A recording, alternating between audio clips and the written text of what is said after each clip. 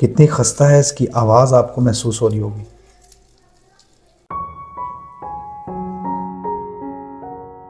तो ले जी फ्रेंड्स, जबरदस्त किस्म की खस्ता, मजेदार, लच्छेदार और इतनी खुशबूदार ये जनाब कचौरियां रेडी हैं। और आप इनको एक दफा भी अपने घर पे ट्राई करेंगे तो मुझे बहुत ज्यादा उम्मीद है कि आप दोबारा बाजार से नहीं लेकर आएंगे और हमेशा अपनी बेगम को तकलीफ देंगे कि जनाब इसको घर में बनाएं। और ये बहुत जबरदस्त है, जरूर ट्राई कीजिएगा।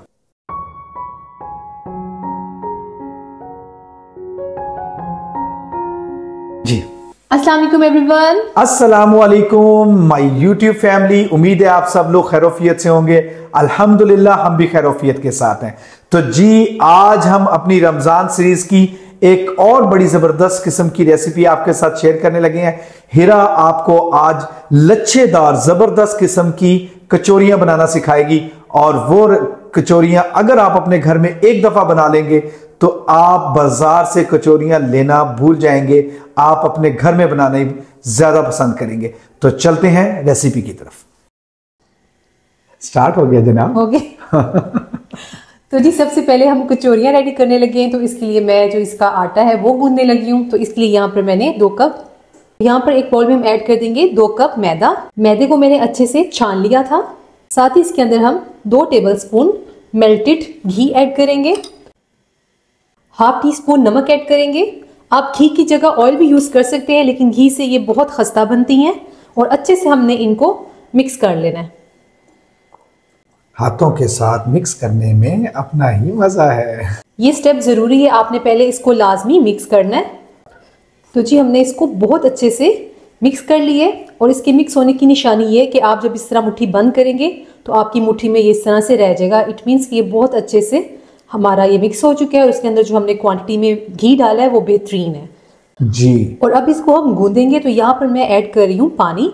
तो ये जो पानी है ये बिल्कुल नॉर्मल है, जो हम टैप वार्म वाटर यूज़ करते हैं ये वही वाटर है। और इसको हमने थोड़ा थोड़ा करके इसके अंदर ऐड करना है। और इस आटे को हमने ना तो बहुत ज़्यादा पतला गूंदना है और ना ही बहुत ज़्यादा हार्ड। इसकी हमने मीडियम सी डो रेडी करनी है। तो हमने इसको बहुत अच्छे से गूंद लेना है। तो जी, यहाँ पर हमने ये डो रेडी कर ली है। ये ना तो बहुत ज़्यादा पतली है और ना ही बहुत ज़्यादा हार्ड, ये बिल्कुल मीडियम सी है। और अब हमने इसको कवर करके रख देना है यहाँ काउंटर पर ही 15 से 20 मिनट के लिए रखेंगे। इसको हमने फ्रिज में नहीं रखना है, सिर्फ यहाँ पे हम रखेंगे। स्टार्ट हो गया जी? हद हो गई है, बताते भी नहीं है। अच्छा जी, तो अब हम कचौरियों के लिए फिलिंग रेडी करने लगे हैं। तो इसके लिए यहाँ पर मैंने एक पैन ले लिया है। और आज मेरे हस्बैंड जो है ना कैमरा ऑन कर देते हैं और मुझे बताते भी नहीं है, वैसे ये गलत बात है। चलिए जी, रेसिपी स्टार्ट करते हैं। तो जी, अब फ्राइंग पैन के अंदर हम ऐड कर देंगे 2 से 3 टेबलस्पून ऑयल।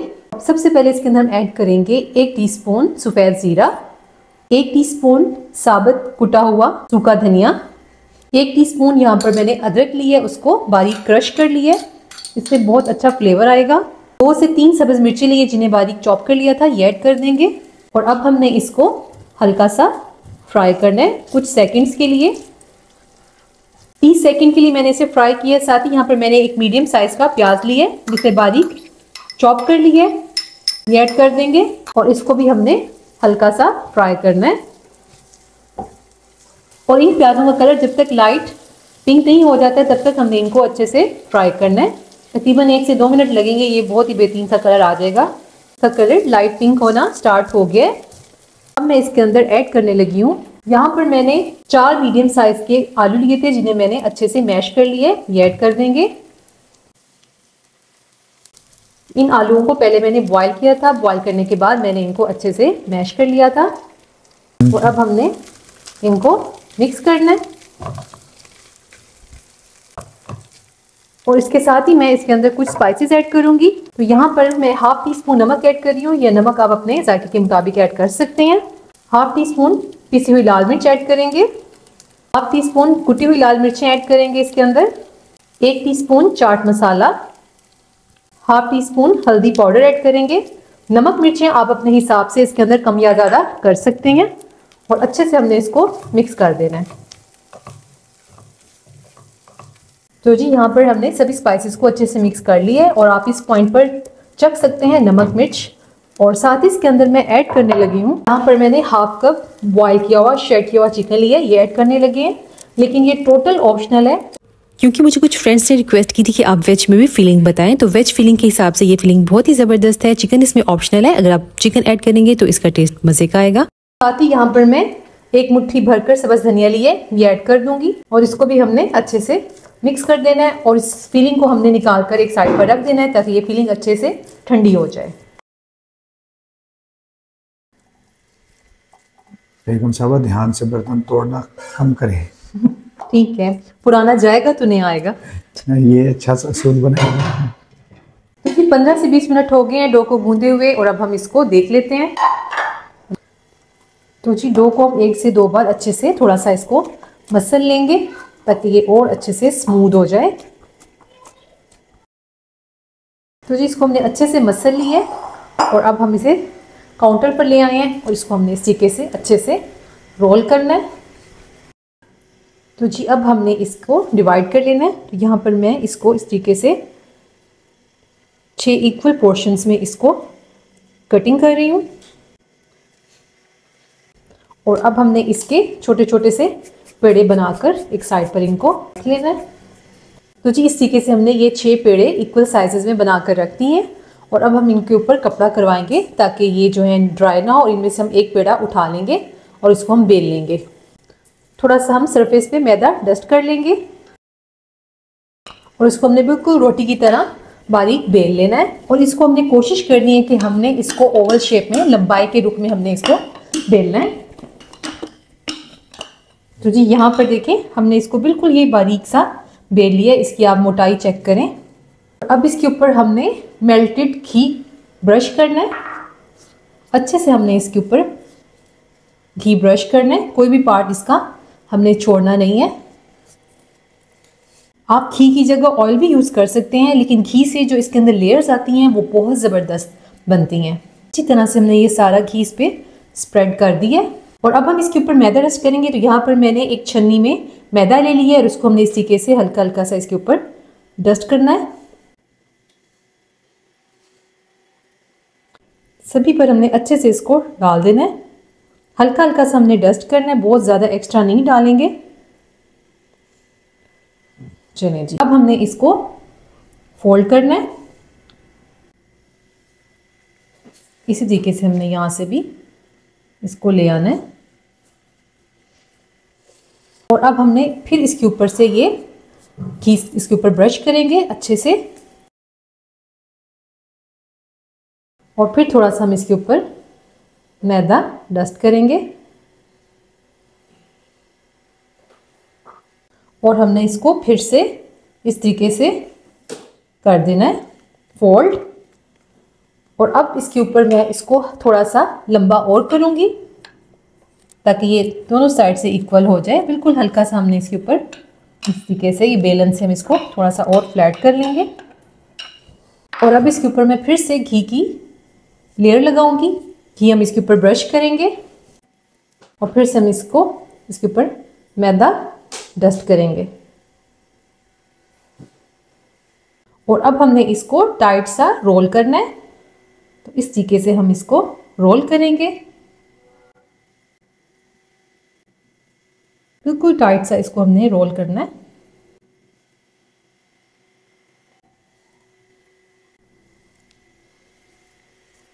तो जी ये देखें ये हमारा अच्छे से रोल हो गया।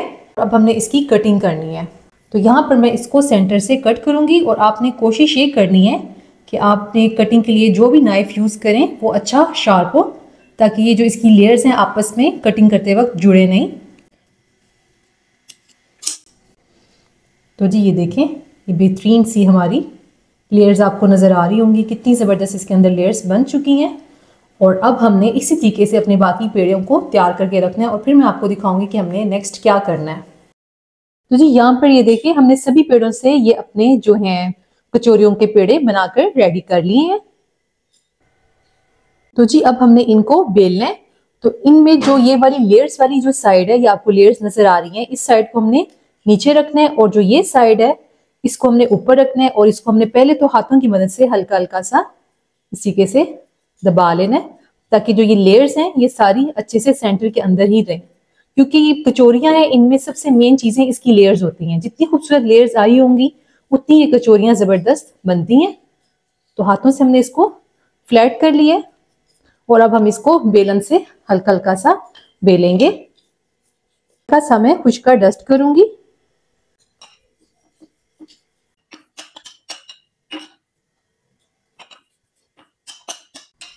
तो ये देखें, इसको हमने इस तरीके से गोल कर लिया, बेल लिया और इसकी थिकनेस आप देखें, थिकनेस चेक करें, इस तरह से है।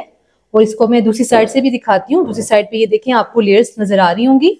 अब हमने करना क्या है, कचौरी बनाने के लिए यहाँ पर सबसे पहले मैंने इस तरह से एक राउंड कटोरी ले ली है और इसको हमने घी से या ऑयल से अच्छे से ग्रीस कर लेना है। और अब हमने यहाँ पर ये देखें, जो ये लेयर्स वाला हिस्सा है नीचे वाला, इसको हमने इस तरीके से रखना है इसके अंदर और हमने इस तरीके से इसमें रख देना है। इससे तो फीलिंग करने में बहुत आसानी होती है और साथ शेप भी बहुत जबरदस्त आती है कचौरियों की। अब इसके अंदर हम फिलिंग रखेंगे। तकरीबन 1 से 1.5 टेबलस्पून के करीब मैं इसके अंदर फिलिंग भर रही हूँ और हल्का सा हमने इसके किनारों पर पानी लगा लेना है। और अब हमने इसको शेप देनी है, तो आपने इसको इस तरीके से पकड़ के शेप देते जाना है। देखिए, ऊपर से हमने इस तरीके से इसको मोड़ देना है और ये मैं आपको दिखाती हूँ। तो हमने इसकी शेप को इस तरीके से बैलेंस कर लेना है और ये देखें, ये शेप्स इसकी लेयर्स चेक करें, बहुत ही ज़बरदस्त। और इसको हम रख देंगे यहाँ पे बना के। तो जी यहाँ पर देखें, हमने सभी कचौरियाँ ये रेडी कर ली हैं और अब हम इन्हें फ्राई करेंगे। आप इस पॉइंट पर आकर इनको किसी भी एयरटाइट कंटेनर में रख के फ्रीज कर सकते हैं और जब आपका दिल करे आप इनको निकाल कर फ्राई कर सकते हैं। जी अब हम इनको फ्राई करेंगे। तो यहाँ पर मैंने ऑयल को बिल्कुल हल्का सा गर्म कर लिया है और अब हम एक एक करके इसके अंदर डालते जाएंगे। बहुत ज्यादा गर्म ऑयल के अंदर नहीं डालेंगे वरना इनका फौरन से कलर चेंज हो जाएगा और इनकी लेयर्स नहीं अच्छे से बनेगी। ऑयल का टेम्परेचर इतना हो कि जिस तरह हमने डाला है तो बस हल्की हल्की से बबल्स आने स्टार्ट हो गए हैं, क्योंकि ये हल्की आंच पर हम इन्हें स्टार्टिंग में पकाएंगे तो इनकी लेयर्स हैं खुलकर उभरती हैं। हमने इनको 2 से 3 मिनट के लिए मीडियम टू लो फ्लेम के ऊपर स्टार्टिंग में पकाना है। तो जी 2 मिनट के बाद मैं इसकी साइड को चेंज करूंगी और कुछ मैंने फ्राई होने के लिए रखी हैं और बाकी की जो ये बची हैं इनको मैं स्टोर करने लगी हूँ फ्रीजर में। तो अब मैं इनको फ्रीजर में रखूंगी फ्रीज होने के लिए। जैसे ही ये फ्रीज हो जाएंगी तो फिर हम इनको निकाल कर किसी भी एयरटाइट कंटेनर में रखकर इनको 1 महीने के लिए फ्रीज कर सकते हैं। और जब भी आपने इनको दोबारा से फ्रीजर से निकालेंगे तो आपने इनको पहले डिफ्रोस्ट करना है या आपने इनको फ्राई करने से तकरीबन आधा पौना घंटा पहले निकाल के बाहर रखना है ताकि ये थोड़ी सी रूम टेम्परेचर पर आ जाए। तो फिर आप इनको फ्राई करें। ये बहुत ही जबरदस्त लेयर्स वाली क्रिस्पी कचौरियां बनकर रेडी हो जाएंगी। तो जी इसको 2 से 3 मिनट के बाद हम इसकी साइड को चेंज करेंगे, क्योंकि इसको पकाते वक्त हमने बहुत ज्यादा सब्र तहम्मुल से काम लेना होता है, क्योंकि इसको जितनी आप लो फ्लेम पर मीडियम टू लो फ्लेम पर पकाएंगे उतनी ये जबरदस्त इसकी लेयर्स खुलकर सामने आती हैं और ये बहुत अच्छे से क्रिस्पी बनकर फ्राई होती हैं और बहुत ही खस्ता बनती हैं। ये देखें, जबरदस्त सा गोल्डन सा कलर आ रहा है। तो जी 8 से 9 मिनट हो चुके हैं मुझे इनको मीडियम टू लो फ्लेम पर पकाते हुए और ये देखें दोनों साइड से बेहतरीन इनका गोल्डन कलर आ चुका है। बहुत ही जबरदस्त ये क्रिस्पी फ्राई हुई है और आपको ये देखें लेयर्स भी बहुत ही जबरदस्त प्रोमिनेंट होती नजर आ रही होंगी। बस इसी तरीके से हमने इनको फ्राई करना है और अब हम इनको निकाल लेंगे।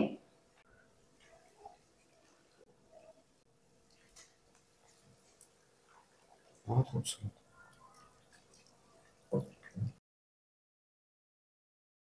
तो ले फ्रेंड्स, हमारी बहुत ही ज़बरदस्त सी कचौरी रेडी है और इसकी आप लेयर्स चेक करें। इतनी ज़बरदस्त इसके अंदर ये लेयर्स तैयार हुई हैं और ये इतनी क्रिस्पी और ख़स्ता ये बनकर तैयार हुई है कि आप इसको एक बार ट्राई करें। इंशाल्लाह उम्मीद है कि आपको दोबारा बाज़ार से लेने की ज़रूरत नहीं होगी। बहुत ही मज़े की और ख़स्ता ये बनकर रेडी हुई हैं। यस, तो लें जी, हमारी बेहतरीन सी कचौरी रेडी है और अब मैं आपको इसको तोड़ के दिखाती हूँ कि ये कितनी खस्ता है। इसकी आवाज आपको महसूस हो रही होगी।